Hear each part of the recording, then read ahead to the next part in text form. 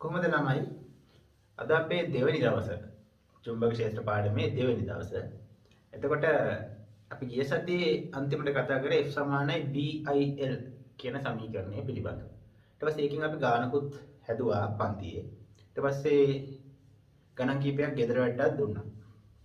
එතකොට ඒ ළමයින්ට දීපු ගෙදර වැඩ වලින් ළමයි කීප දෙනෙක්ම කිව්වා 10 වෙනි ගාන උත්තරේ එන්නේ පොඩ්ඩක් එන විදිය පෙන්වන්න කියලා. ඉතින් එහෙනම් ළමයි අද සිද්ධාන්ත වලට යන්න කලින් ඔයාලගේ ටියුට් එකේ තියෙන 10 වෙනි ගාන 33 වෙනි පිටුවේ තියෙන 10 වෙනි ගාන අපි මුලින්ම කතා කරලා ඉමු. ටියුට් එක නැති ළමයින්ටත් ප්‍රශ්නයක් නැහැ. මේ පහළ තියෙන ඩිස්ක්‍රිප්ෂන් එකේ තියෙන ලින්ක් එකෙන් ටියුට් එකේ PDF එකක් ඔයගලන්ට ඩවුන්ලෝඩ් කරගන්න පුළුවන්. ඉතින් ටියුට් එක නැති ළමයි ඒ ලින්ක් එකෙන් ඩවුන්ලෝඩ් කරගන්න. ටියුට් එක තියන අයට ප්‍රශ්නයක් නැහැ. එහෙනම් අපි 10 වෙනි ගාන හදලා ඉමු. අපි දැන් එහෙනම් 10 වෙනි ගාන හදලා බලමු. හරිද? එතකොට මම පොඩ්ඩක් රූපෙත් පැත්තකින් ඇඳගත්තා. දැන් පොඩ්ඩක් ගාන කියමු. ඊට පස්සේ ඔය විදිහට මොකද කරලා තියෙන්නේ? තරාදියක් උඩ චුම්බකයක් තියලා චුම්බකයේ උත්තර ද්‍රවයයි දක්ෂිණ ද්‍රවයයි අතර කම්බි රාමුවක් තියලා තියෙනවා. එතන මෙහෙම බැටරියකුත් සෙට් කරලා තියෙනවා. මෙතන S1 කියලා ස්විච් එකකුත් තියෙනවා. ඊට පස්සේ ඒකේ දිගයි පල්ලයි දීලා තියෙනවා නේ. උසයි පල්ලයි. උස 10යි පල්ල සෙන්ටිමීටර් 5යි කියලා.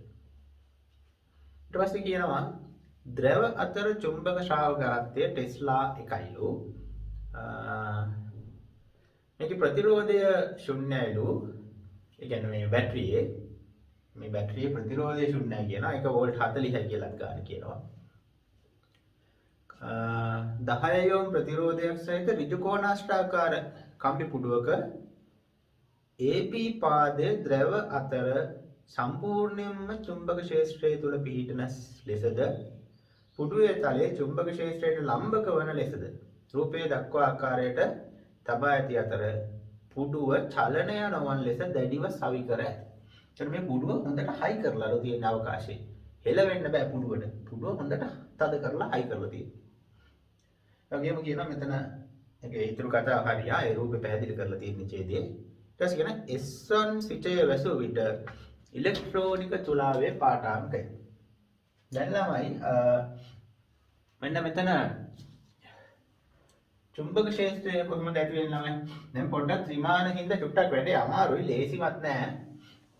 චුම්බක ක්ෂේත්‍රයේ තියෙන උත්තර ද්‍රවයේ සිට දක්ෂිණ ද්‍රවයට. මෙන්න මේ දකුණු පැත්තට තමයි එතකොට චුම්බක ක්ෂේත්‍රය තියෙන්නේ.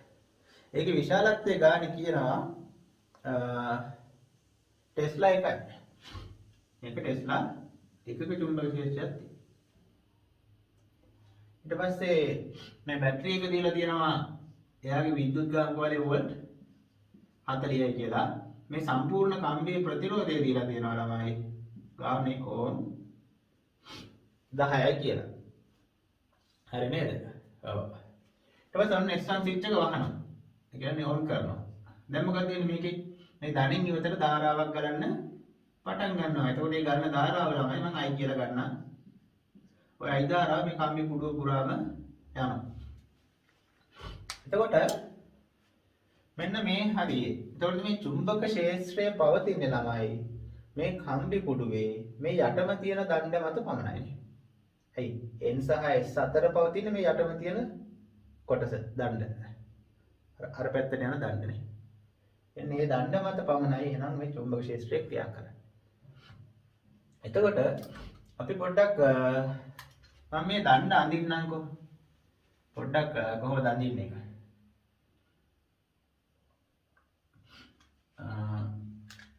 පිටුටයි ත්‍රිමාන හින්දා පොඩ්ඩක් අමාරුයි. හොඳට අහගන්න අඳින්න නැතුව මම මේකෙම කරන්න. එතකොට මේ දණ්ඩේ ධාරාව ගලන්නේ මෙන්න මේ දිශාවට.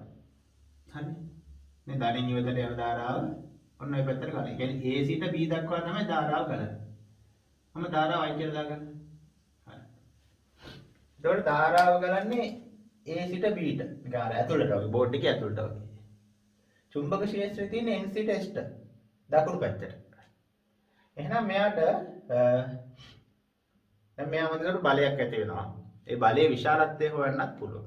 ඊට පස්සේ දිශාවත් අපිට හොයාගන්න වෙනවා. එහෙනම් අපි ඉස්සෙල්ලම දිශාව හොයාගමු. දිශාව හොයන්නේ කොහොමද ළමයි? ෆ්ලෙමින්ගේ වමත් නියමය දාන්න. මොනවාද? F බලය, B චුම්බක ක්ෂේත්‍රය, I ධාරාව. දැන් අපි බලයේ දිශාව තමයි හොයන්නේ. එහෙනම් FBI නේ. චුම්බක ක්ෂේත්‍රය කොහෙටද තියෙන්නේ? දකුණු පැත්තට. එහෙනම් දබර ඇඟිල්ල දකුණු පැත්තට තියෙනවා. ධාරාව තියෙන්නේ කොහෙටද? A සිට B ට. කියන්නේ ඇතුල් පැත්තට වගේ නේ. එහෙනම් මැද ඇඟිල්ල ඇතුල් පැත්තට එනවා. ඔන්න එතකොට ඒක ඇතුළට ගියා. එතකොට ළමයි හරිනේ දැන්? චුම්බක ක්ෂේත්‍රය ධාරාව. එතකොට බලය මහපට ඇඟිල්ල එනවා තමයි පහළ දිශාවට. ඒ කියන්නේ මේ යට තියෙන AB කම්බිය මත බලය ඇති වෙන්නේ පහළට. එහෙනම් මම මේ AB කම්බිය මත මම බලය ලකුණු කරන්න ළමයි පහළට. ඔන්න ඔය දිශාවට තමයි බලය ඇති වෙන්නේ. F කියලා ගමු. දැන් ඔය F බලය හොයමු. කොහොමද හොයන්නේ? F සමානයි BIL දාන්න. එතකොට B කියන්නේ කීයද? ටෙස්ලා එකයිනේ. I කියන්නේ කීයද? I දීලා නෑ ළමයි. හැබැයි අපි දන්නවා නේද? V සමාන IR නේ. එතකොට I සමාන වෙනවා V බෙදීම R නේ. එහෙනම් I වෙනකොට මම ලියනවා V බෙදීම R. V කියන්නේ 40යි. R කියන්නේ කීයද? ඕම් 10. ඔන්න I එනවා. L කියන්නේ මෙන්න මේ කම්බියේ දිග AB කම්බියේ දිග. AB දිග කීයද? AB දිග මෙතන දෙනවා සෙන්ටිමීටර් 5යි. හැබැයි සෙන්ටිමීටර් මීටර කරන්න ඕන. ඒ කියන්නේ 5 වැඩි කිරීම 10 රින 2ක් යනවා. ඉතින් ඕක සුළු කරාම නිව්ටන් වලින් උත්තර එනවා කීයද? 20.2 නිව්ටන්. හැබැයි ළමයි මේක උත්තර දැන් පොතේ උත්තර තියෙන්නේ නිව්ටන් නෙවෙයි. ග්‍රෑම් වලින්. එහෙනම් මේක ග්‍රෑම් කරා කීයක් එනවා? හරි නේද සුළු කරා. හරි. ග්‍රෑම් වෙනවා ග්‍රෑම් 20ක්. නිව්ටන් ග්‍රෑම් කරාම ග්‍රෑම් 20ක්. එතකොට උත්තරේ ග්‍රෑම් 20යි. එතකොට බලන්න ග්‍රෑම් 20 උත්තර කීයක් තියනවද කියලා. ග්‍රෑම් 20 උත්තර දෙකක් තියෙනවා. දෙවෙනි උත්තරේ කියනවා ග්‍රෑම් 20කින් අඩු වේ කියලා. හතරවෙනි උත්තරේ කියනවා ග්‍රෑම් 20කින් වැඩි වේ කියලා. එතකොට දැන් අපි හොයන්න ඕනි ළඟට අඩු වෙනවද වැඩි වෙනවද? එතකොට දැන් කට්ටිය වරද්ද ගන්න තැන මම කියන්නද? කට්ටිය වරද්දගෙන බලය පහළට F කියලා හිතනවා. එතකොට ග්‍රෑම් 20ක් පහළට. එහෙනම් මේ තරාදියට ඒ පාඨාංකය එකතු වෙන්න ඕන. පහළටනේ බලය. බලය පහළටනේ තියෙන්නේ. එතකොට තරාදි පාඨාංකය වැඩි වෙනවා. එතකොට ග්‍රෑම් 20කින් වැඩි වෙනවා කියලා උත්තරේ ගන්නවා. ඒ වුණාට ළමයි උත්තරේ අඩු වෙනවා කියලා තියෙන්නේ හේතුව තමයි මේකේ පොඩ්ඩක් බලන්න අන්තිම හරියේ තියෙනවා පුඩුව චලනය නොවන ලෙස දැඩිව සවි කර ඇත. ඒ කියන්නේ මේ පුඩුව චලනය වෙන්නේ නැහැ. උදාහරණයක් ගත්තොත් මේ පුඩුව මම හිතන්නේ මේ හරිය වගේ හොඳට ගැට ගහලා තද කරලා ඇති. හොඳට වහරකට වගේ හයි කරලා ඇති. කියන්නේ මේ බලයක් යෙදුවට මේ පුඩුව පහළට එන්නේ නැහැ. මොකද පුඩුව දැඩිව සවි කරලා කියලා ගානෙම කියනවා. එතන මේ බලය නිසා පුඩුව පහළට එන්නේ නැත්නම් මොකද්ද වෙන්න පුළුවන්? මේ චුම්බකය උඩ යනවා නේද? බලයක් ඇති වෙනවා චුම්බකය මගින් පුඩුව මත පහළට බලයක් ඇති වෙනවා. හැබැයි පුඩුව පහළට එන්නේ නැත්නම් වෙන්න පුළුවන් දේ මේ චුම්බකයේ ඉහළ යන එක නේද? උදාහරණයක් කියන්න. ගහක් තියනවා කියලා හිතන්නකෝ. ඒ ගහේ අත්ත මං අදිනවා පහළට. ගහේ අත්ත පහළට එන්නේ නැත්නම් මම උඩ යනවා නේද? අත්ත තදයි නම් අත්ත පහළට ඇද්දා කියලා අත්ත පහළට එන්නේ නැත්නම් මම උඩ යනවා නේද? අන්න ඒක මෙතන වෙනවා. චුම්බක ක්ෂේත්‍රයෙන් මේ දණ්ඩ පහළට අදිනවා පුඩුව F බලයකින්. පුඩුව දැඩිව සවි කරලා හින්දා පුඩුව පහළට එන්නේ නැහැ. චුම්බකයේ විතරක් ඉහළ යනවා. එතකොට චුම්බකයේ ඉහළ යද්දි තරාදියෙන් බරක් අඩු වෙනවනේ. එහෙනම් තරාදි පාඨාංකය මොකද්ද වෙන්නේ? අඩු වෙන එක වෙන්නේ. එතකොට ග්‍රෑම් 20ක් අඩු වේ කියන උත්තරේ තමයි ළමයි හරි උත්තරේ. වැඩි වෙන්නේ නැහැ. ඉතින් ඔයාලා ඉරක් ගහලා තියාගන්න ටියුට් එකේ මොකද්ද? චලනය නොවන ලෙස පුඩුව චලනය නොවන ලෙස දැඩිව සවි කර ඇත කියන ඔය වචනේ මිස්සුනොත් උත්තරේ වදිනවා. දැඩිව සවි කර ඇත කියන හින්දා පුඩුව පහළට එන්නේ චුම්බකය ඉහළට යනවා. ඒකින්ද පාඨාංකය අඩු වෙනවා ග්‍රෑම් 20කින්. හරිනේ. ඒතකොට ඕක විතරයි ටිකක් අමාරු කාලයකට මම දීපු ගෙදරට තිබ්බේ. හරි. එහෙනම් මේක ඔයාලා සටහනක් දාගන්න. ඊට පස්සේ අපි සිද්ධාන්ත වලට යමු. හොඳයි ළමයි අපි එහෙනම් දැන් 10 වෙනි පිටුවට යමු. ඒකේ තියෙනවා මාතෘකාවක්. ඒකාකාර චුම්බක ක්ෂේත්‍රයක එල්ලන ලද ධාරාවක් ගෙන යන ඍජුකෝණාශ්‍රාකාර කම්බි දඟලයක ඇතිවන බලයුක්මය. නැත්නම් වරහන් කියන ව්‍යාවර්තය කියලා. ඉතින් යාන්ත්‍රික විද්‍යාව අපි කරලානේ තියෙන්නේ. ඒතර යාන්ත්‍රික විද්‍යාව පාඩමේ ළමයි ඔය බලයුක්මය කියන්නේ ව්‍යාවර්තය කියන්නේ සහ බල ගූර්ණය කියන්නේ තුනම එකම අදහස. හරි එකම තේරුම. එතකොට ඒකේ පළවෙනි අවස්ථාව තමයි දැන් මුලින්ම කතා කරන්නේ. මොකද්ද? දඟල තලය චුම්බක ක්ෂේත්‍රයට සමාන්තර අවස්ථාව. ඒතර අපි ගත්තොත් මෙන්න එහෙම. හිතා ගන්න චුම්බක දෙකක් තියෙනවා. මම එක අදින්නම් ඒ වම් පැත්තේ මේ හරිය අදින්න. චුම්බක දෙකක් තියෙනවා. අනේක චුම්බකයක් අපි උත්තර ද්‍රවයක් කියලා ගමු. මේ හරිය තවත් චුම්බකයක් තියෙනවා. ඒක මම දක්ෂිණ ද්‍රවයක් කියලා ගන්නවා. එතකොට අපි දන්නවා කොහොම චුම්බක දෙකක් තිබ්බොත් මොකද වෙන්නේ? උත්තර ද්‍රවයේ සිට දක්ෂිණ ද්‍රවයට චුම්බක බල රේඛා ඇති වෙනවා. ඒකට මේ චුම්බක බල රේඛා මම මේ නිල් පාටින් අඳින්නම්. ඔන්න ඒ විදිහට චුම්බක බල රේඛා නැත්නම් අපි කියනවා ශ්‍රාව රේඛා කියලා කියනවා. ඔන්න චුම්බක ක්ෂේත්‍රය ඔය පැත්තට තියෙනවා. එතකොට මේ චුම්බක ක්ෂේත්‍රයේ විශාලත්වය ශ්‍රාව ඝනත්වය නම් කැපිටල් B කියලා ගන්නවා. ඊට පස්සේ මම කම්බි දඟලයක් අරගෙන මේක හරි මැදින් තියනවා.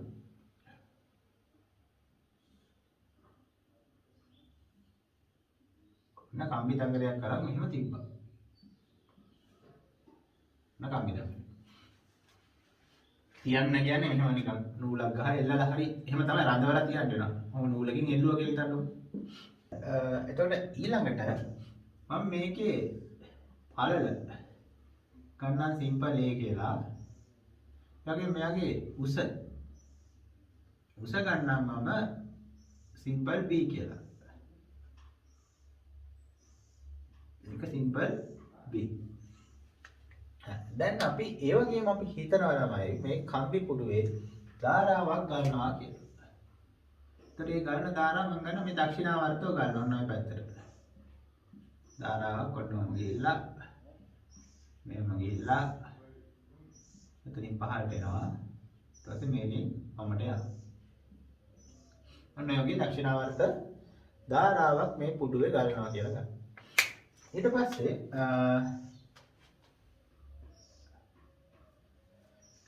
පස්සේ බලන්නකෝ මෙන්න මේ පුඩුවේ උඩ එක්කලා ධාරාව තියෙන්නේ දකුණට චුම්බක ක්ෂේත්‍රයේ තියෙන්නේ දකුණට. ඒ කියන්නේ ධාරාවයි චුම්බක ක්ෂේත්‍රය සමාන්තරයිනේ. අපි ගිය සතියේ ඉගෙන ගත්තා කම්බිය චුම්බක ක්ෂේත්‍රයට සමාන්තර වෙන අවස්ථාවල හරියට මෙතන වගේ බලයක් ඇති වෙන්නේ නැහැ කියලා. එහෙනම් මෙන්න මේ උඩ කම්බිය මත බලයක් ඇති වෙන්නේ නැහැ. මේ යට කම්බිය බලන්නකෝ. එතනත් කම්බියක් තිරස් චුම්බක ක්ෂේත්‍රයක් තිරස්. කියන්නේ කම්බියයි චුම්බක ක්ෂේත්‍රය සමාන්තරයි. එහෙනම් ඒ කම්බිය මතත් බලයක් ඇති වෙන්නේ නැහැ. හැබැයි මෙන්න මේ කම්බිය මේ වම් පැත්තේ තියෙන කම්බිය ගත්තොත් එයාගේ චුම්බක ක්ෂේත්‍රයේ තියෙන දකුණු දිශාවට හැමදැනම මෙහෙමයි. ධාරාව උඩට. එහෙනම් මේ කම්බිය මත ළමයි බලයක් ඇති වෙනවා. එහෙනම් එන්න මේ බලය හොයාගන්න පුළුවන් මට මෙයාට ෆ්ලෙමින්ගේ වමත් නියමය දැම්මොත්. දැන් ඔයාලට පුළුවන් දාලා බලන්න මෙයාගේ බලය මොන දිශාවටද ඇති වෙන්නේ කියලා මේ කම්බිය මත. F B I. B දකුණට I කොහෙටද? බෝඩ් එක උඩනේ. එහෙනම් මැද ඇඟිල්ල බෝඩ් එක උඩට එනවා. අන්න ඒ විදිහට. එතන මහපට ඇඟිල්ල බෝඩ් එක ඇතුළට එන්නේ. ඔයාලට පේන්නේ නැහැ. ඒ කියන්නේ බෝඩ් එක අස්සරනේ මහපට ඇඟිල්ල. එතකොට ඒකෙන් බෝඩ් එක ඇතුළට. පැහැදිලි? බෝඩ් එක ඇතුළට තමයි මහපට ඇඟිල්ල තියෙන්නේ. ඒ කියන්නේ මෙයා මත බලය ඇති වෙන්නේ බෝඩ් එක ඇතුළට FBI. තර වෝල්ට් එක ඇතුළට. ඒ කියන්නේ මම මේක මෙතන මෙහෙම කතිරයක් දාලා ලකුණු කරන්න. බලයක් ඇති වෙනවා බෝඩ් එක ඇතුළට. ඇතුළට කියන එක තමයි කතිරෙන් පෙන්නන්නේ. F කියලා දාන්නම් බලය. හරි නේද? හොඳයි. ඊට පස්සේ අපි ඔය එහා පැත්තේ තියෙන කම්බිය සලකමු. මේ කම්බිය. එතකොට මෙයාටත් දාන්න ෆ්ලෙමිං ජෝමත් මේ කොහොමද දාන්නේ? B දකුණට I පහළට. ඒ කියන්නේ එන්න මේ ඇඟිල්ල පහළට එන්න ඕන. එතකොට මහපට ඇඟිල්ල එනවා තමයි බෝඩ් එකෙන් එළියට. මහපට ඇඟිල්ල බෝඩ් එකෙන් එළියට කියන්නේ බලයේ තියෙන බෝඩ් එකෙන් එළියට. එහෙනම් බෝඩ් එකෙන් එළියට කියන එක මට තිතක් දාලා පෙන්නන්න පුළුවන්. ඒ බලයේ තියෙන බෝඩ් එකෙන් ඉවත. හරිනේ. දැන් රූපේ පැහැදිලි. දැන් ළමයි මං චුට්ටක් මෙයාව මෙන්න මේ සම්පූර්ණ සිද්ධිය මෙන්න මේ උඩින් බලනකොට පේන විදිය අදින්න. උඩින් නම් බලද්දි පේන විදිය. කොහොමද පේන්නේ? මේ චුම්බකය තමයි මේ එන්නේ. ඊටසේ මේ චුම්බකය තමයි මේ දක්ෂිණ ධ්‍රවය. යකින් අපි ඉගෙන ගත්තා මේ ද්‍රව දෙක අතර එන NC ටෙස්ට් චුම්බක ක්ෂේත්‍රයක් ඇති වෙනවා.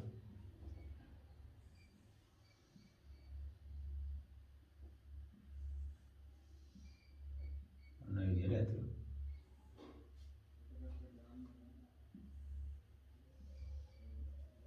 ඊට පස්සේ උඩින් බලන කෙනාට පේන ළමයි මෙන්න මේ උඩම කම්බියනේ. උඩ ඉඳන් බලද්දි පේන්නේ. මම මේ කම්බිය මෙතනින් අදින ඔන්න ඒ කම්බිය. ටිකක් මහතර අදින්න ඔන්න කම්බිය.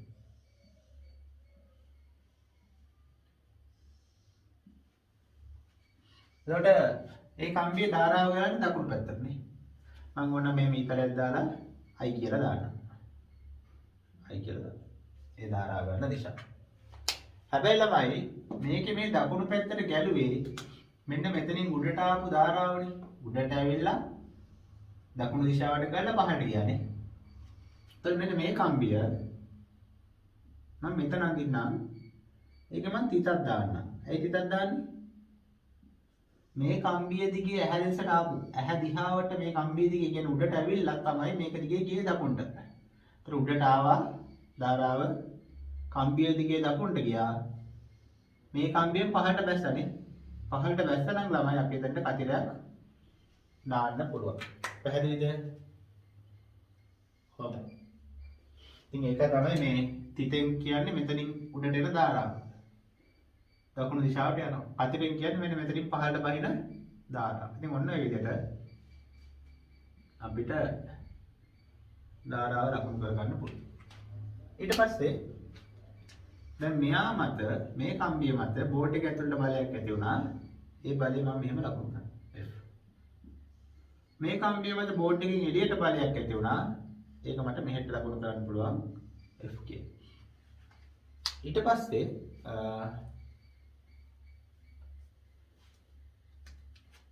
යකම් මෙන්න මේ කම්බි දෙක අතර දුර කීයද? මේ දුර. සිම්පල් එකට සමාන. මේ දුරත් මම ලකුණු කරන්නම්. ඒක සිම්පල් A කියලා යනවා. හොඳයි. දැන් එතකොට ඔයාලට තේරෙනවද? මෙන්න මේ බල දෙකක් ඇති වෙනවා සමාන බල දෙකක් ප්‍රතිවිරුද්ධ දිශාවට ඇති වෙනවා. ඒ කියන්නේ මේක මෙහෙම මෙතන ඇති වෙනව නේද? දක්ෂිනාවර්ත බල යුග්මයක්. සමාන බල දෙකක් ප්‍රතිවිරුද්ධ දිශාවට ඇති වෙනවා කියන්නේ එතන ඇති වෙන බල යුග්මයක්. එතන මේක කැරකෙනවා. ඒ කියන්නේ මෙන්න මේ පුඩුව මේ තියෙන පුඩුව ඕන්නම කැරකෙන්න ගන්නවා. උඩින් නම් බැලුවොත් පේන්නේ ඔන්න ඔය දිශාවට කැරකෙනවා. දක්ෂිනාවර්ත බල යුග්මයක් මෙතන ඇති වෙනවා. තේරුණානේ? හොඳයි. හරි ළමයි. එතකොට මේකට අපි පොඩි දැන් සමීකරණයක් හොයන්න යන්නේ මේ බල යුග්මය මොකක්ද කියලා. ඉතින් බල යුග්මය ගැන හොයන්න කලින් මම බලය හොයලා ඉන්නම්කෝ. දැන් බලය හොයන්න අපිට පුළුවන් මොන සමීකරණයෙන්ද? F සමානයි BIL සමීකරණය දාන්න පුළුවන්. එතකොට F කියන්නේ හරි B කියන්නේ බීම කියලා ගමු. ධාරාවත් Iම තමයි. කම්බිය දිග දැන් මේ බලය ඇති උනේ මෙන්න මේ කම්බිය මත. ඒ කම්බිය දිග මොකද්ද? Simple B. BI B කියලා එනවා බලය. ඊට පස්සේ දැන් ව්‍යාවර්තය නැත්නම් බල යුග්මය මේ හොයන්න ඕනේ. බල යුග්මය හරි ව්‍යාවර්තය හරි කියන්නේ මොකද්ද? බලය වාරයක් බල දෙක අතර ලම්බක දුරය. අපි යාන්ත්‍රික විද්‍යා පාඩමේ ඉගෙන ගන්නවා. බල යුග්මය සමාන වෙන්නේ බලය වාරයක් ලම්බක දුර. මේ ටෝ කියලාම දාන්නේ සමානලට කැපිටල් G දාලා සමීකරණයක් විදිහට පාඩම් කරන්න ඇති. ටෝ කියන්නේ ඒකම තමයි. පූර්ණය, බල යුග්මය, ව්‍යාවර්තය ඔක්කොම සමාන පද. හරි. ඒකට ව්‍යාවර්තය වෙනවා F වාරයක් D. එතකොට ඒක අපි යාන්ත්‍රික විද්‍යාවෙන් දන්න එක. F ට දාන්න පුළුවන් BI B නේ. D කියන්නේ බල දෙක අතර දුර. මේ F බල දෙක අතර දුර මොකද්ද? Simple A. එහෙනම් D වෙනකොට මම සිම්පල් A කියලා දානවා. හරි නේද? එතකොට අපිට එනවා BI වාරයක් BA කියලා සමීකරණ. ඊට පස්සේ මෙතන B වාරයක් A කියන්නේ මොකද්ද? B කියන්නේ උස, A කියන්නේ පළල. BA ගුණිතයෙන් දෙන්නේ ළමයි මේ පුඩුවේ වර්ගඵලයනේ. පැහැදිලිද?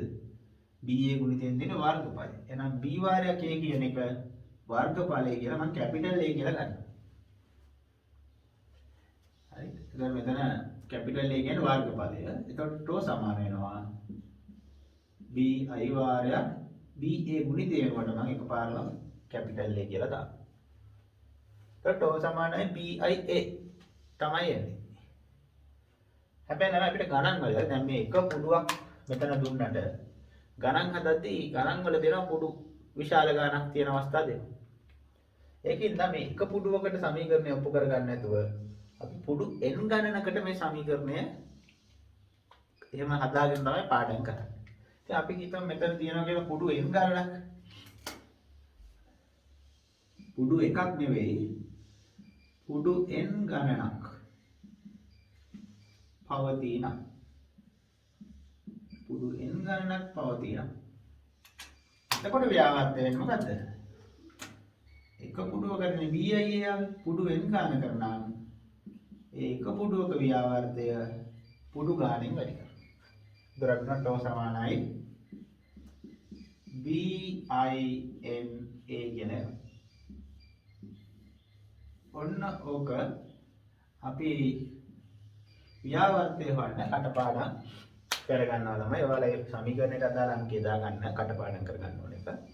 එතකොට මේ වගේ අවස්ථාවක ව්‍යාවර්තය හොයන්න කිව්වොත් මේ පුඩුව මත ඇතිවන ව්‍යාවර්තය හොයන්න කිව්වොත් මේක පාඩම් කරලා දාන්න. එතකොට මේකේ පද හඳුන්වන්න කිව්වොත් ටෝ කියන්නේ නම් ව්‍යාවර්තය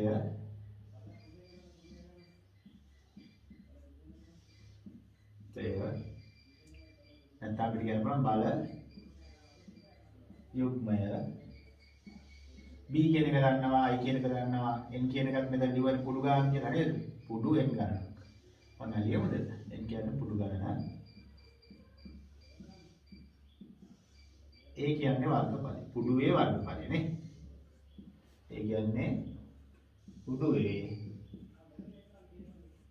වර්ගඵලය. එතකොට ළමයි හරි.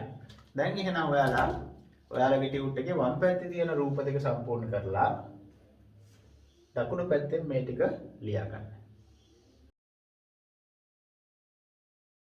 හොඳයි ළමයි. දැන් අපි කතා කරන්නේ දැන් මම අර රූපේ නම් මැකුවා. ඊළඟට ඒ රූපේ අපි කලින් යන්නේ ළමයි දැන් මෙහෙමනේ උඩ ඉඳන් බලද්දි පේන විදිහ මෙහෙම චුම්බක ක්ෂේත්‍රයක් තියෙද්දි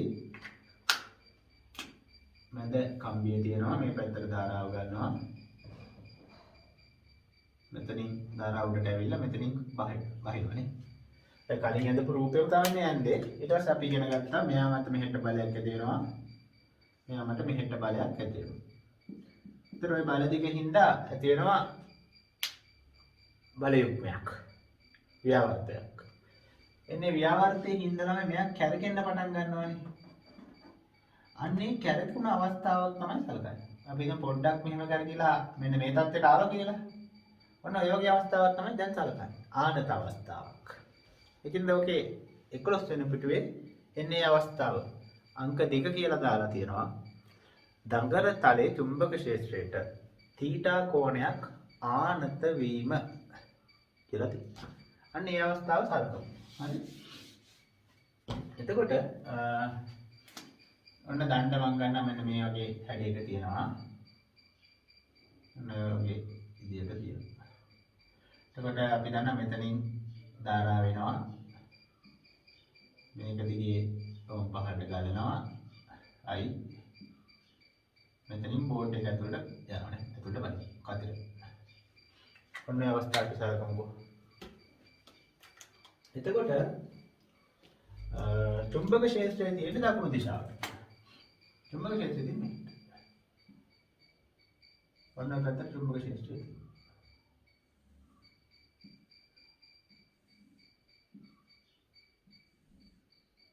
ඒ චුම්බක ශ්‍රාව ගණත්වය මම B කියලා ගන්නවා. චුම්බක ශ්‍රාව ගණත්වය B කියලා ගන්නවා. හරි. එතකොට තමයි දැන් මෙන්න මේ කම්බියට අපි ෆ්ලෙමින්ගේ වමත් දීමේ දැම්මොත් මේ කම්බියට මේකට නෙවෙයි මෙතනින් උඩට එන එකට. කොහෙටද තියෙන්නේ? බලය කියන්නේ කොහෙටද? ගන්න. F B I නේ. B තියෙන්නේ දකුණට. එතකොට ඩබර් ඇඟිල්ල දකුණට. ධාරාව තියෙන බෝඩ් එකෙන් එළියට. ඒ කියන්නේ මේ මැද ඇඟිල්ල බෝඩ් එකෙන් එළියට එනවා. එතකොට අපේ මහපට ඇඟිල්ල බෝඩ් එකෙන් උඩට යොමු වෙනවනේ. කියන්නේ බලයේ තියෙන බෝඩ් එකෙන් උඩට. එහෙනම් මෙන්න මේ කම්බිය මත බලයක් ඇති වෙනවා. ඒක ඉහළට තමයි ඇති වෙන්නේ. ඒ වගේම මෙන්න මේ කම්බියට දාන්න මෙතන එකට. FBI B දකුණට මැදගිල්ලෙන් ධාරාව දෙනවා. ධාරාව තියෙන බෝඩ් එක ඇතුළට කතිර යන්නේ. එහෙනම් මේක බෝඩ් එක ඇතුළට එන්න ඕන. හරි. ඒතර බලය එනවා ළමයි මහත් ඇඟිල්ලෙන් පහළට. බලය පහළට. හරි වෙන්නේ පහළට. හරි. ඊට පස්සේ මේ ආනතිය කැරකිච්ච කෝණයක් තියෙනවා. මේ කෝණේ θීටා කියලා ගමු. මෙන්න මේ කෝණේ θීටා කියලා මම ගන්නවා. එතකොට දැන් ව්‍යාවර්තය කියන්නේ අපි ව්‍යාවර්තනේ හොයන්නේ නේද? දැන් අපි F ඉස්සෙල්ලා හෙව්වොත් F නම් අර කලින් එකම තමයි. BIL දානවා. L ට තිබ්බේ මොකද්ද? සිම්පල් B නේ. BIB. එතකොට කලින් බලයේම තමයි. ඒක චුට්ට මම මේ මැකුවනේ. ඔයාලා පොත හරවලා බලන්න BF ට තියලා තියෙන BIB. ඒක වෙනස් වෙන්නේ නැහැ. එතකොට ළමයි මෙන්න මේකේ දිගනේ අපි ගානේ සිම්පල් A කියලා ගත්තේ මෙන්න මේ කම්බියේ දිග. ඒකේ දිග සිම්පල් A. හැබැයි දැන් ලම්බක දුර වෙන්නේ මේ බල දෙක අතර ලම්බක දුර වෙන්නේ මෙන්න මේ දුරනේ. නේද? මේ බලයයි මේ බලය අතර ලම්බක දුර වෙන්නේ මේ දුර. හරි. එතකොට මේ කෝණේ θීටා නම් මේ කෝණෙත් θීටා වෙනවා. එහෙනම් මේ දුර කීයක් වෙනවද? මේ කම්බියේ දිගේ නම් A cos θ වෙනවනේ. මේ කියනවා A cos θ. ඔන්න ලම්බක දුර හොයාගත්තා. එහෙනම් අපි දන්නවා ව්‍යාවර්තය කියන්නේ බලය වාරයක් ලම්බක දුර. බලය F බල දෙක අතර ලම්බක දුර වෙනවා A cos θ. එතකොට F කියන්නේ BIB. F ට දානවා BIB A cos θ. දැන් කලින් වගේම BA ගුණිතයෙන් දෙන්නේ මොකද්ද? පුඩුවේ වර්ගඵලය. නේ? කලින් BA වෙනකොට කැපිටල් A කියලා දැම්මනේ. එහෙනම් මෙතන BA ගුණිතයෙන් දෙන්නේ පුඩුවේ වර්ගඵලය. BIA cos θ කියලා එනවා. එතකොට මේ එක පුඩුවකට අපි පුඩු n ගානක් සඳහා මෙයා උප්පු කරගන්න ඕන. ඒතර මම ලියනවා පුඩු n ගණනක් සඳහා කියලා ලියලා එතනට සමාන වෙනවා. මොකද එන BIA cos θ වාරයක් එක පුඩුවකට නෙමේක. දැන් පුඩු n ගානකට බලන්න මේක n ගෙන් ගුණ කරනවා. දැන් අපි පාඩම් කරගන්න ලේසිවට BIN එක ඉස්සරහට දාගමු. NA cos theta කියලා. බිනා cos theta එහෙම තමයි පාඩම් කරන්නේ. කලින් ටෝ සමානයි බිනානේ. මේක බිනා cos theta කියලා එනවා. ඒතර ඔක අපි කටපාඩම් කරගන්න ඕනේ නැහැ. ඒ කියන්නේ අර අංකයක් දාගන්න එපා. කොටු කරලා විතරක් තියාගන්න. මොකද අර කලින් සමීකරණයවනේ cos theta කියලා පදයක් අකට එකතු වෙනවා විතරයි. ඒකට ආයි අමාරුවක් නැහැ. ඉතින් මේ අංකයක් දාගන්න අවශ්‍ය නැහැ. කොටු කරලා තියාගන්න. හොඳයි ළමයි. එහෙනම් රූපේ සම්පූර්ණ කරලා දකුණු පැත්තේ මේ ටික ලියා ගන්නකෝ. හරි. දැන් අපි තුන්වෙනි අවස්ථාවට යමු. ඒකේ තියෙන්නේ දඟර තලයේ චුම්බක ක්ෂේත්‍රයේ ලම්බක විට. ඉතින් ඒක ඉන්නේ ළමයි. දැන් මේ අවස්ථාවට සමීකරණයක් දැන් අපි ඔප්පු කරගත්තා. එතකොට ඔය පදේ නිසා ටික ටික මේක කැරකිලා එක වෙලාවකම ලම්බක වෙනව නේද? හරියට. අන්න ඔය අවස්ථාව තමයි දැන් කතා කරන්න යන්නේ. ඉතින් මම මේ රූපය ආය වෙනස් කරගන්නම් මේ ලම්බක අවස්ථාවට. ඒකට චුම්බක ක්ෂේත්‍රයේ තියෙන දකුණු පැත්තට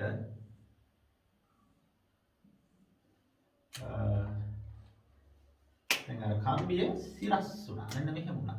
ලම්බක උඩ. ඒක ලම්බක.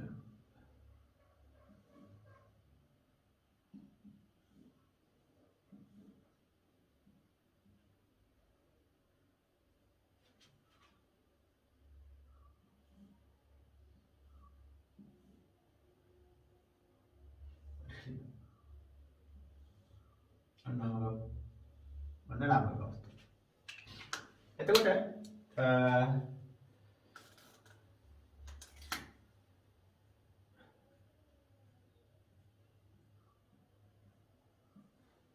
ධාරාව දැන් කලින් ගැලුවේ පහළට නේ. දැන් ධාරාව විතර මෙතනින් පහළට කරන්නේ ආයි. මෙතනින් උඩට එන ධාරාව මේක දිගේ ගිහලා මෙතනින් ඇතුළට බහිනවා. එතකොට ඔයාලා ඕනම් මෙතනට මෙයාගේ ෆ්ලෙමින්ගේ වමක් නියමේ දාලා බලන්න බලය එනවා උඩට. මෙයාට ෆ්ලෙමින්ගේ වමක් නියමේ දාලා බලන්න බලය එනවා පහළට. එතකොට මේ අවස්ථාවේ බල යුග්මය කීයද? නැත්නම් ව්‍යාවර්තය කීයද කියලා අහුවොත් ඇත්තටම බැලුමට පේන ව්‍යාවර්තයක් මෙතන නැහැ. නේද? මේ එකම ක්‍රියා රේඛාවේ බල දෙක ප්‍රතිවිරුද්ධ වුණාම ව්‍යාවර්තයක් ඇති වෙන්නේ නැහැ. මේක කැරකෙනවද කොහොම තිබ්බම? කැරකෙන්නේ නැහැ. ඒ කියන්නේ ව්‍යාවර්තයකුත් නැහැ. ඒක පොඩ ඔප්පු කරලා පෙන්නන්න පුළුවන්. දැන් මෙන්න මේ θ කෝණය දැන් අංශක 90යිනේ. තේරුණාද? θ 90ක් වුණාම තමයි මේ තත්ත්වෙටපත් වෙන්නේ. දැන් මෙහෙම ආනත අවස්ථාවේදී මේ කෝණය θ කිව්වෙ මෙන්න මෙතන තියෙන කෝණය. මෙහෙම වුණා කියන්නේ ඒක 90ක් වුණා. එතකොට θ 90යි. එතකොට කලින් සමීකරණය මම පොඩ්ඩක් මේක ආයෙ මෙතන ලියන්නම්. ටෝ සමානයි බිනා cos θ කියලා නේ ආවේ ළමයි. දැන් මේ தත්ත්වයට ආව කියන්නේ θ අංශක 90ක් වුණා.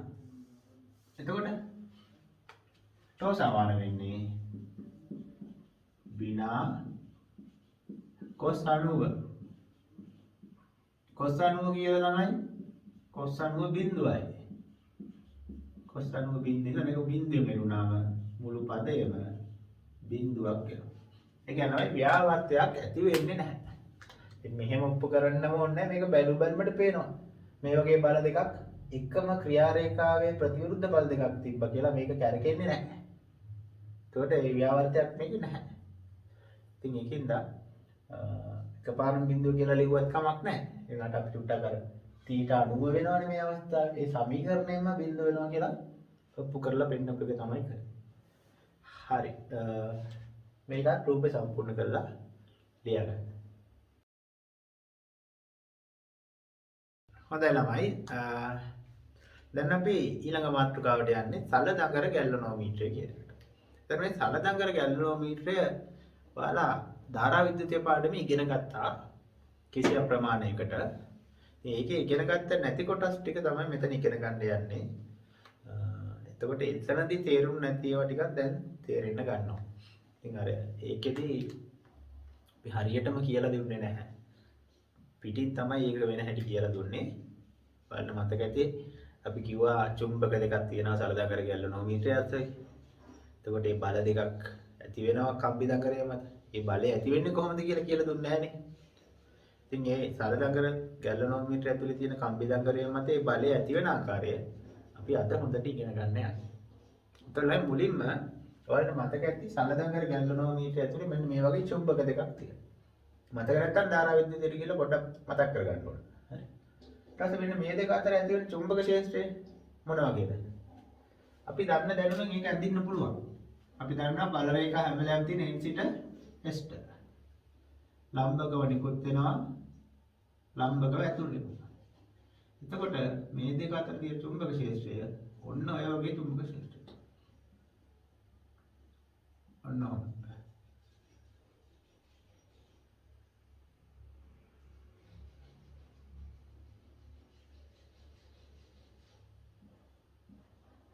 ලෝක තමයි චුම්බක ක්ෂේත්‍රයේ හැඩය.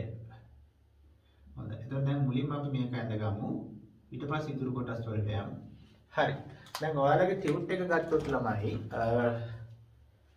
ඒකේ මුලින්ම තියෙනවා ඡේදයක් නේද? කියව ගන්න. සිලින්ඩරාකාර චුම්බක ද්‍රව. ඒ කියන්නේ මෙන්න මේ වගේ ඒවා. දෙකක් යොදා ගැනීමෙන් එම ද්‍රව දෙක අතර රූපයේ දැක්වෙන ආකාරයේ චුම්බක ක්ෂේත්‍රයක් ඇති වේ. මේ වගේ. එතකොට ඒ ඡේදයට වම් පැත්තෙන් තියෙන රූපය පැහැදිලිනේ මෙන්න මේ රූපය ඡේදයට වම් පැත්තෙන් තියෙන රූපය මේ විදිහට සම්පූර්ණ කරගන්නකො කරගන්න.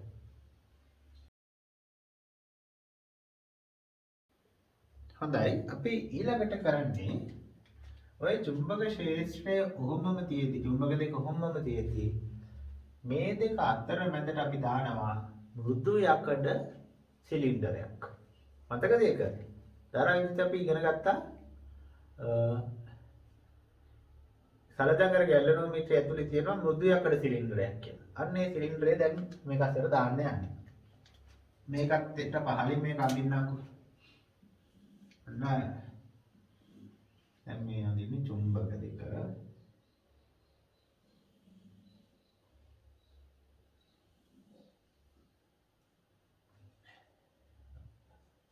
रोज चुंबक देखो हम दिए दी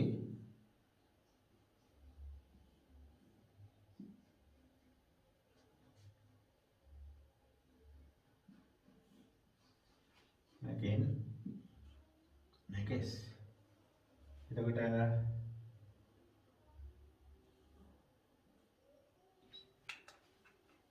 අපි කරන්නේ මේ දෙක අතර මැදට දානවා මෘදු යකඩ සිලින්ඩර්. මෘදු යකඩ සිලින්ඩරයක් අපි දානවා. එතකොට මෘදු යකඩ සිලින්ඩරය දැම්මම ළමයි මේ චුම්බක ක්ෂේත්‍රය පොඩ්ඩක් වෙනස් වෙනවා. මෙන්න මේ වගේපත් වෙනවා ඒක. ඔන්න ඔය වගේ තත්යකට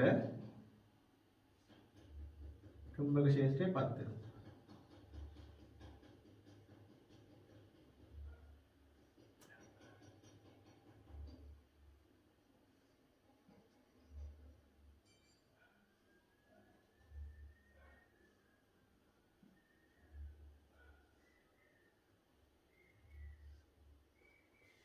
මෙන්න මෙහෙම තිබ්බ බල රේඛා ටික මෙන්න මේ තත්ත්වයටපත් වෙනවා.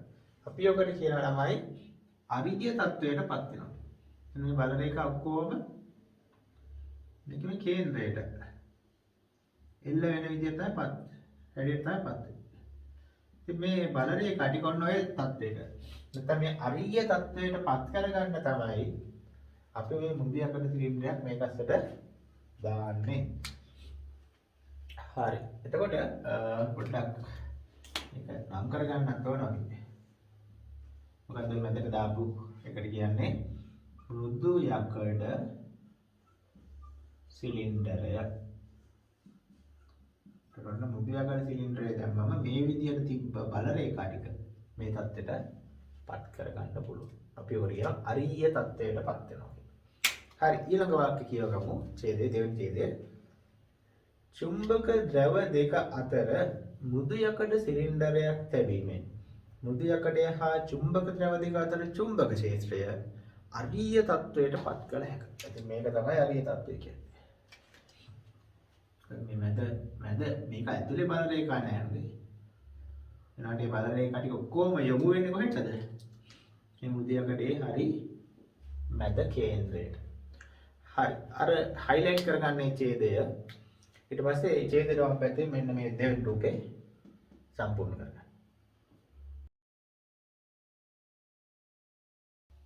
හොඳයි ළමයි. දැන් අපි බලමු ඊළඟට මොකද වෙන්නේ කියලා. ඊළඟට ඔයාලට මතක ඇති අපි කම්බි දඟරයක් මේ මෘදු යකඩ සිලින්ඩරය වටා රඳවනවා. මතකද දැන් ඒවා මතක් කර ඉන්න බෑ ඒවා නේ. ඒක මතක තියෙන්න ඕන. මෘදු යකඩ සිලින්ඩරයක් තියනවා නම් අපි මොකද කරන්නේ? ඇලුමිනියම් රාමුවක ඔතපු කම්බි දඟරයක් මෙන්න මේක දානවානේ. මතකද ඔක? ඔන්න ඇලුමිනියම් රාමුවක ඔතපු ඔක ඇලුමිනියම් රාමුව ඔබ කම්බි දඟරයක් කොටලා ඔපේ මෘදු යකඩ සිලින්ඩරයේ වටේ තියනවා. ඒක ඇතුලේ තමයි මෘදු යකඩ සිලින්ඩරය තියෙන්නේ.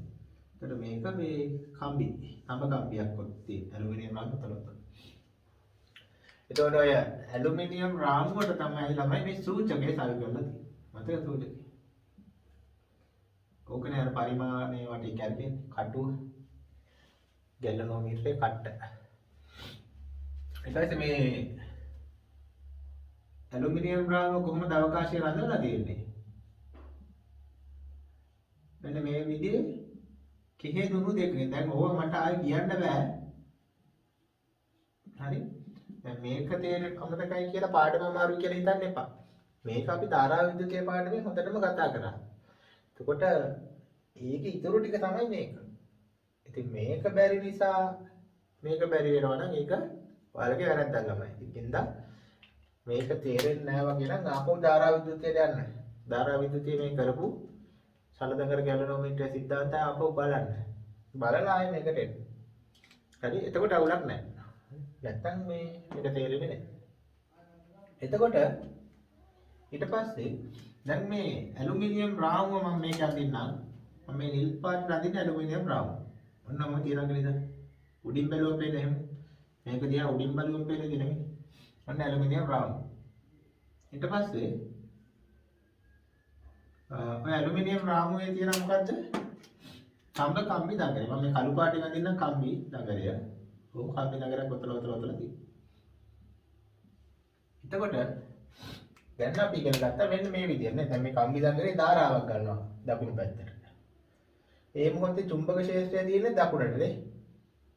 කම්බි දඟරේට සමාන්තරව. ඔන්න ඔය පැත්ත තේනවද කියපුවද? මේකේ ධාරාව ගන්නේ දකුණට චුම්බක ක්ෂේත්‍රයත් දකුණේ කියන්නේ චුම්බක ක්ෂේත්‍රයයි ධාරාවේ දිශාවයි සමාන්තරයි නේද? එහෙනම් අපි දැන් කලින් කතා කරපු විදිහට මේ කම්බි දඟරය මත මෙන්න මෙහෙම බල දෙකක් ඇති වෙනවා. ටෝ සමානයි බින ඒ සමීකරණය හොයන්න පුළුවන් මේ බල දෙක. ඔන්න ඔය බල දෙක ඇති වෙනවා. ඒ බල දෙක හින්දා මොකද මේ කම්බි දඟරය කැරකෙන්න ගන්නවා. කැරකෙද්දී මේ කම්බි දඟරේට මේ සෙට් කරලා තියෙන කට්ටක් මෙතනේ. කොහොමනේ පරිමාණය තියෙන්නේ? මේ බලය නිසා මේක කැරකෙද්දී මේ කටුවත් මේකේ කැරකෙනවා. ඉතින් මේ පරිමාණය අපිට මොකද කරන්නේ? මේ කම්බි දඟරේ ගන්න ධාරාව මේ පරිමාණය ලකුණු කරලා තියෙනවා. ඒක නොදන්න ධාරාවක් වුණත් මේකෙන් මැන ගන්න පුළුවන් වෙනවා.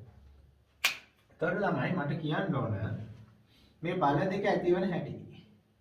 අපි ඉගෙන ගත්තා ඍජු කෝණාශ්‍රාකාර බල දෙකක් මේ කම්බි දඟරයක් චුම්බක ක්ෂේත්‍රයකට සමාන්තරව තිබ්බොත් ඔන්න ඒ දිශාවට මේ විදිහට බල දෙකක් ඇති වෙනවා. බල යුග්මයක්. ඒ බල යුග්මයේ විශාලත්වය ටෝ සමානයි බින BINA කියන සමීකරණය හොයන්න පුළුවන්. ඒතර ඒ ව්‍යාවර්තය නිසා තමයි මේක කැරකෙන්නේ. කැරකෙනකොට මේ කට්ටත් එක්කම කැරකෙනවා. ඊට මේකේ පාඨාංකය පරිමාණය ධාරාව මැන ගන්න පුළුවන්. හරි. එතකොට ඒක මතක තියාගන්න ඕනේ. ඒ වගේම තවත් දෙයක් තියෙනවා ළමයි. මම දැන් කටුව එහෙම මකන්න නෑ ඒවත් දාන්න නෑ අපිට. අන්නගේ බලන්න. එතකොට මේක නිසා මේ කම්බි දඟලේ මොන පිහිටීමකට ආවත් මම තව උදාහරණයක් ගන්න දැන් මම මේක මකලා පස්සේ ආය අඳින්න. අපි හිතමු ඔය කම්බි දඟලය ඔය බල දෙකින්ද කැරකිලා පොඩ්ඩක් කැරකුණ අවස්ථාවක් ගන්නකො. මම ගන්න මෙන්න මේ අවස්ථාවට ආව කියලා කම්බි දඟලේ. මොන වගේ තත්යකට ආව කියන්නේ? මොන තත්යකට ආව කියන්නේ? දැන් තමයි ඒ අත්තත්වයට ආවත් මේ කම්බි දඟලයට සමාන්තර ක්ෂේත්‍රය සමාන්තරයිනේ. හැම වෙලාවෙම කම්බි දඟලේ මොන පිහිටීමකට ආවත් චුම්බක ක්ෂේත්‍රය කම්බි දඟලයට සමාන්තරයි. මෙතනත් මේ බල රේඛා ගත්තොත් නේ කම්බි දඟලයට සමාන්තරයි නේද? එහෙනම් එතනත් බල ටික ඇති වෙන්නේ ළමයි. මෙන්න මේ විදිහට. F දැන් මෙතන ව්‍යාවර්තයත් මොකක්ද? ඒක දෙන්නේ ටෝ සමානයි විනාගෙනු තමයි. ඒ කියන්නේ මෙයාගේ පිහිටීම මොකක් වුණත් මේ කම්බි දඟලේ මොන පිහිටීමකට ආවත් චුම්බක ක්ෂේත්‍රයට ඒ කම්බි දඟලේ සමාන්තරයි. ඒකින්ද පිහිටීම වෙනස් වුණාට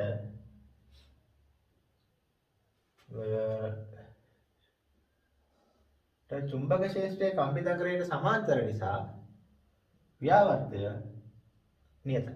බිනාම තමයි. අර ඒතකොට බිනා cos θ කියන ඒවා එමෙ එන්නේ නැහැ ළමයි. තේරුණාද?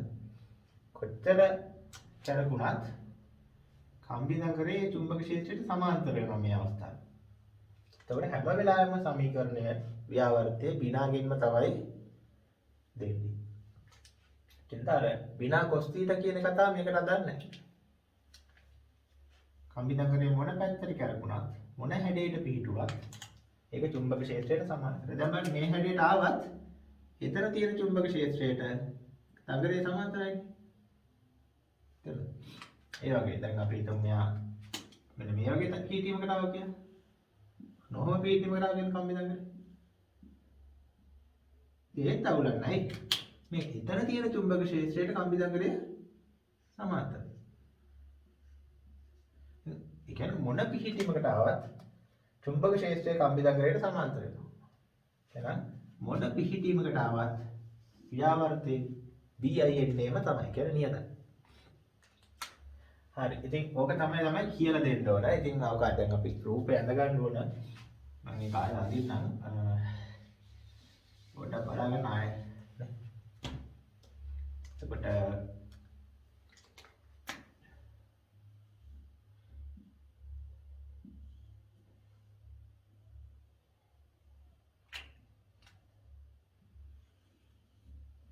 එන්න මුදියකඩ සිලින්ඩරේ චුම්බක ක්ෂේත්‍රය දැන් අපි ඉගෙන ගත්තා REI කියලා නේද? ඔන්න විදියට තියෙනවා.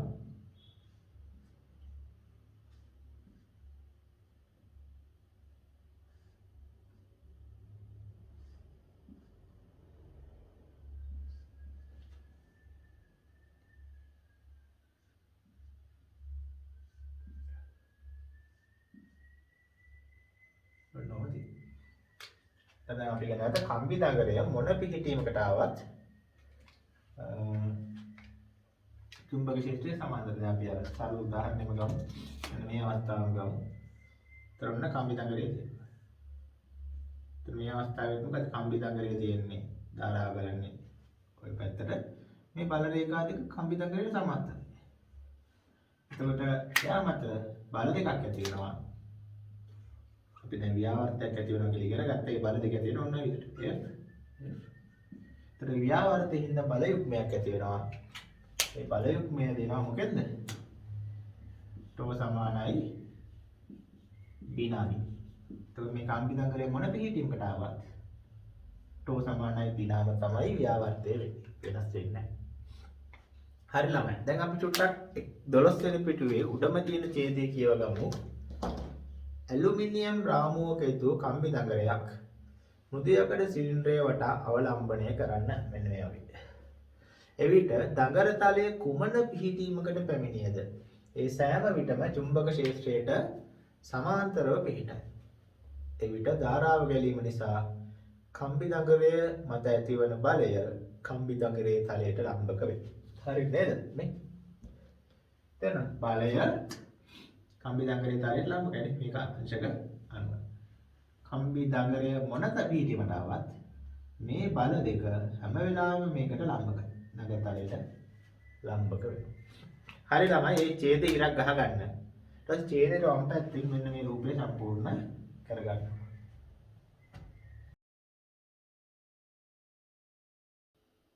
හොඳයි ළමයි දැන් අපි එහෙනම් මේකේ අන්තිම කොටසට එන්නේ. අන්තිම කියන්නේ මේ අපි ගැලනොමිතේ ගැන සාකච්ඡාවේ අන්තිම හරියට.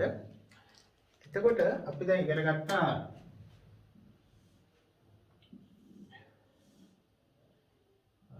අපි අඳින අර චුම්බක දෙක.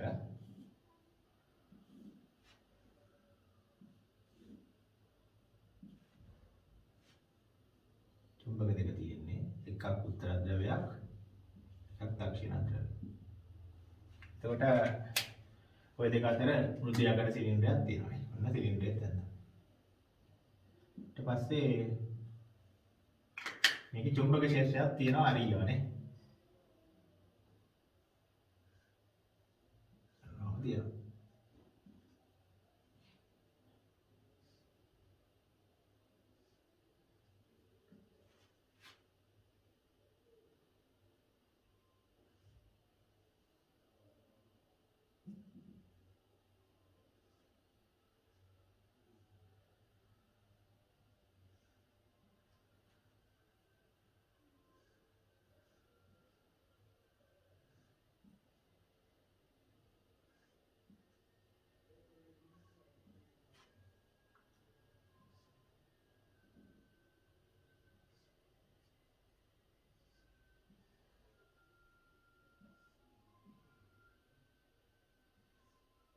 ඔන්නම තියෙනවා.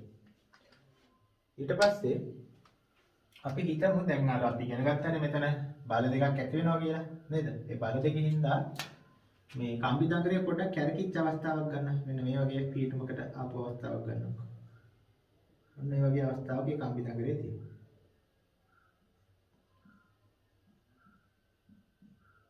ඔන්න මේ වගේ අවස්ථාවක්. එතකොට එයා දැන් කැල්කිලා තියෙන කෝණය මම ඒකත් මේක අඳින්නම්. එතකොට මෙන්න මේ මුලින් හිටිය ඔන්න ඔය තිරස්ස අවස්ථාව වගේ ගත්තොත් මෙන්න මේ කැල්කිච්ච කෝණය මම ගන්න තීට කියලා. එතකොට මෙයා තීට කෝණයක් කැල්කිලා. එතකොට එහෙම කැරකෙද්දි මෙයා මත ඇති මේ වගේ බලයක් මේ මොහොතේ දිනවනේ. මේ බලය. එතකොට මේ ඇතිවෙච්ච ව්‍යාවර්තය සමානුපාතික වෙනවා ළමයි කැරකෙන කෝණයට. කියන්නේ ව්‍යාවර්තයේ වැඩි නම් වැඩි කෝණයක් කැරකෙනවා. මේ ඇති වෙන ව්‍යාවර්තය අඩුයි නම් අඩු කෝණයක් තමයි කැරකෙන්නේ. ඒකෙන්ද ළමයි අපිට මෙහෙම ලියන්න පුළුවන්. ව්‍යාවර්තයේ අනුලෝම සමානුපාතික වෙනවා කැරකෙන කෝණයට. හැබැයි ළමයි උතන සමානුපාතික ලකුණ අයින් කරන්න මම නියතයක් දානවා C කියලා. මේ C කියන නියතයට අපි කියනවා මෙහෙම දුන්නේ ව්‍යාවර්තන නියතය කියලා තමයි කියන්නේ. ව්‍යාවර්තන නියතය. ඇයි ඒකට දුන්නේ ව්‍යාවර්තන නියතය කියන්නේ? මතක ඇති ළමයි මේකේ කම්බි දඟරේ එල්ලලා තියෙන්නේ අර කෙහෙදුණු දෙකක් මත. අපි අර දර විද්‍යුතිය කරාමද කෙහෙදුණු කියලා. ඒ කෙහෙදුණු වල නියතයක් තමයි මේ ව්‍යාවර්තන නියතය කියන්නේ. ඒ කෙහෙදුණු දෙකේ නියතයක් තමයි C කියන්නේ. එතකොට ඒකෙම දාන්න. ඊට පස්සේ දැන් ඩෝට අපි ඉගෙන ගත්තානේ බිනානේ. එහෙනම් ඩෝට දාමු බිනා. බිනා සමානයි C θ. එතකොට I සමාන වෙනවා C බෙදීම BNA වාරයක් θ කියලා. මේ C B N A කියන ඒවා නියත නිසා අපිට I සමානුපාතිකයි θ කියලා නිගමනයකට එන්න පුළුවන්. කියන්නේ කැරකෙන කෝණය සමානුපාතික වෙනවා මොකටද? මේ දඟරේ ගලන ධාරාවට. ධාරාව වැඩි නම් වැඩි කෝණයක් කැරකෙනවා. ධාරාව අඩු වෙනම් අඩු කෝණයක් කැරකෙනවා. ඉතින් ඔය සම්බන්ධය අපි ධාරා විද්‍යුතයේ පාඩමේදී එකපාරම දුන්නා. මේක මෙහෙමයි කියලා තමයි පටන් ගත්තේ. හැබැයි දැන් ඒක මම ඔප්පු කරලා පෙන්නනවා. තේරුණාද? දැන් ඒකනේ මම කිව්වේ ධාරා විද්‍යුතයේ උගන්වපු කොටස අද තමයි සම්පූර්ණ වෙන්නේ. ධාරා විද්‍යුතයේ කරේ මෙන්න මෙතනින් පටන්ගෙන ඊටු ටික තමයි කරේ. සලදඟල මීටර වල. දැන් මේක එන විදිය මම ඔප්පු කරලා පෙන්නනවා. හරි එතකොට මේක අණුව තමයි මේක පරිමාණ සකස් කරගෙන නේද? කෝණයට ධාරාව සමානුපාතික වෙන හින්දා නේද? එහෙනම් පරිමාණ සකස් කරගෙන සමාන කොටස් වලට බෙදලා ධාරාව ලකුණු කරලා මේකෙන් නොදන්න ධාරාවක් මැනගන්න පුළුවන්. ඒවා ඇත්තටම අවශ්‍ය නැහැ. හොඳයි. එහෙනම් අපි පොඩ්ඩක් කියවගමු ඡේදය. දඟර තලය මත ඇතිවන බලය සෑම විටම තලයට ලම්බක බැවින් එය මත ඇතිවන ව්‍යාවර්තයේ නියත වේ කියලා තියෙනවා. ඒක ටෝ සමානයි බිනා සමීකරණයෙන් ගන්න පුළුවන්. ඊට පස්සේ දඟරයේ කැරකෙන උත්ක්‍රමණ කෝණය θ දඟරයේ මත ඇතිවන ව්‍යාවර්තයේ ටෝට අනුලෝමව සමානුපාතික වේ කියලා තියෙනවා. හරි. ඔය ටිකට ඉරි ගහගෙන රූපේ සම්පූර්ණ කරගන්න. ඊපස්සේ පහළ දීලා තියෙන ඉඩේ මෙන්න මේ ටිකත් ලියා ගන්න. හරි. එහෙනම් මේ ටික කරගන්නකො. හොඳයි ළමයි. එතකොට අවසාන කොටසට තමයි දැන් මේ එළඹිලා තියෙන්නේ. එතන මෙයා කලින් ලියපු ටිකම තමයි මම මකන්න නැතුව තියාගත්තේ. ඒකේ මෙන්න මේ සමීකරණය මම දැන් භාවිත කරනවා. I සමානයි c බෙදීම bna වාරයක් θ.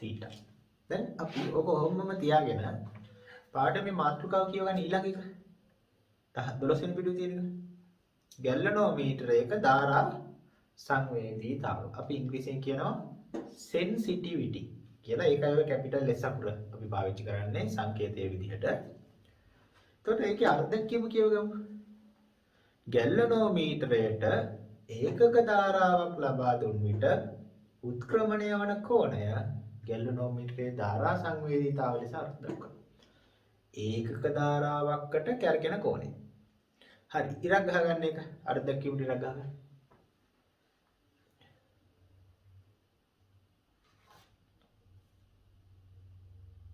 හරි. ඉරක් ගහගත්තානේ. හොඳයි. දැන් මෙන්න මේ සමීකරණයෙන් තමයි අපි ඔය සංවේදීතාවට සමීකරණයක් හදාගන්නේ. දැන් අපිට I සමානයි ආ මොකද? C බෙදීම bna වාරයක් θ කියලා. එතකොට දැන් ධාරා සංවේදීතාව කිය මොකද? ඒකක ධාරාවකට කැරකෙන කෝණය. ඒ කියන්නේ හොඳයිනේ.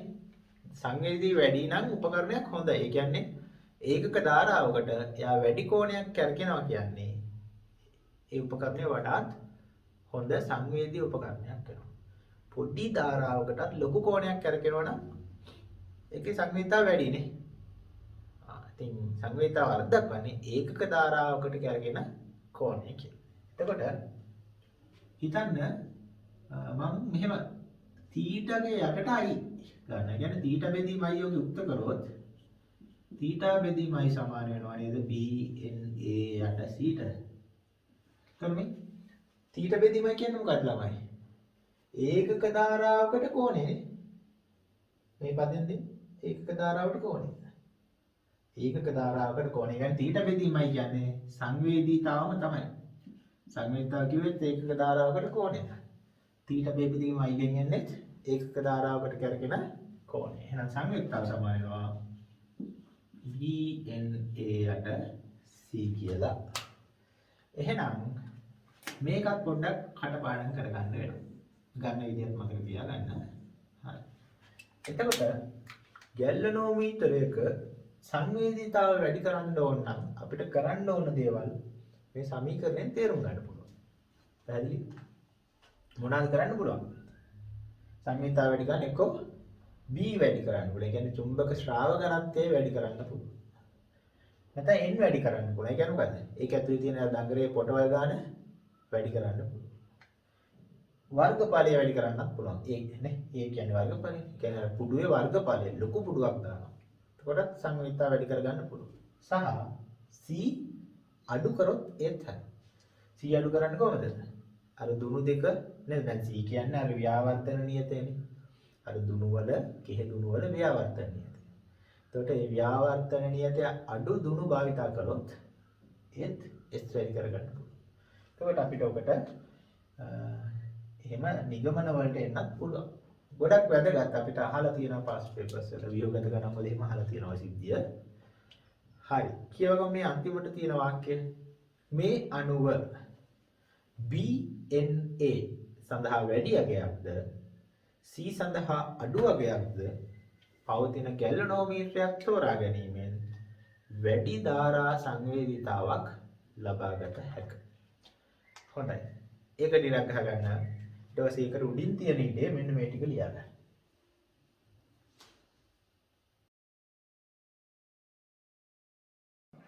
හොඳයි ළමයි. එතකොට අද කරන්න බලාපොරොත්තු වෙච්ච સિદ્ધාන්ත ටික එච්චරයි. එතකොට අද වීඩියෝ එක පොඩ්ඩක් වීඩියෝ එක විදියට බැලුවොත් නම් කාලය ටිකක් අඩු වෙන්නේ. මම තාම වෙලාව හරියටම දන්නේ නැහැ. මම හිතන්නේ පැයකටත් අඩු ඇති සමහර විට.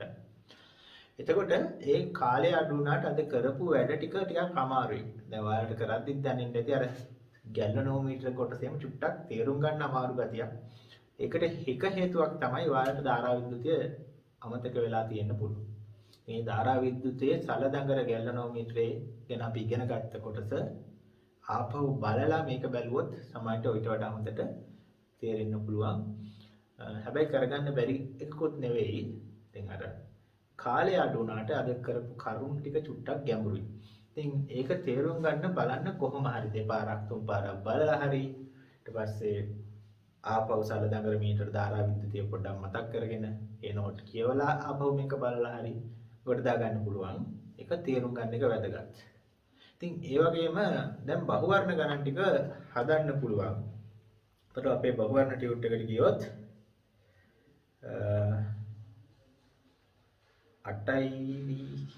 8.1නේ අපි කරන්නේ නේද? ධාරාසන්නායක මත බල කියන කොටසනේ. ඒකේ ළමයි ඉතුරු ගණන් ඔක්කොම දැන් ගිය සතියේ මම ගෙදර වෙට ගණන් කීපයක් දුන්නානේ.